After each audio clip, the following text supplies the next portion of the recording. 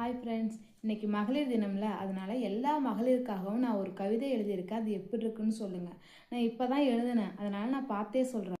பெண் என்று சொல்கிறாயே, அவளின் பெருமையை உனக்கு சொல். பேனா பிடித்து எழுதாதவள் தான் இன்று உன் வீட்டின் வரவு செலவு கணக்கை பார்க்கிறாள். உனக்கென்ன தெரியும் என்று நீ ஏளனமாய் பேசுகிறாயே. உனக்கென்ன தெரியும் என்று நீ ஏளனமாய் பேசுகிறாயே. அவளை விட உன்னை பற்றி யாருக்கு என்ன தெரியும்? அன்று தனக்குத்தான் வேண்டுமென்று பிடிவாதம் பிடித்தவளோ இன்று தனக்கெதுவும் வேண்டாம் என்று ஒதுங்கிதான் நிற்கின்ற. அன்று வாய்க்கு ருசியாய் சாப்பிட்டவள் இன்று அத்தனையும் ஒதுக்கிவிட்டாள் கருவுற்ற பெண். அன்று கோவில் குளமே போகாதவள் இன்றோ கோவிலே கெதியென கிடைக்கிறாள் தன் குடும்பத்திற்காக.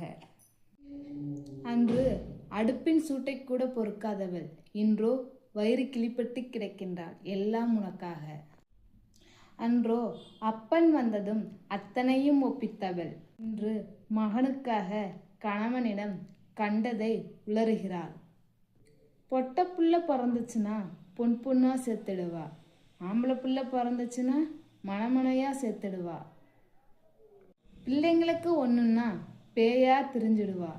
மக்களை பெற்றதால் தனக்கென எதுவும் இல்லாமல் வாழ்பவள். எத்தனையோ பெண்கள், எத்தனையோ சாதனைகள், அத்தனையும் நான் எழுத ஆகாசம் போதாதே. அனைவருக்கும் இனிய மகளிர் தின வாழ்த்துக்கள்.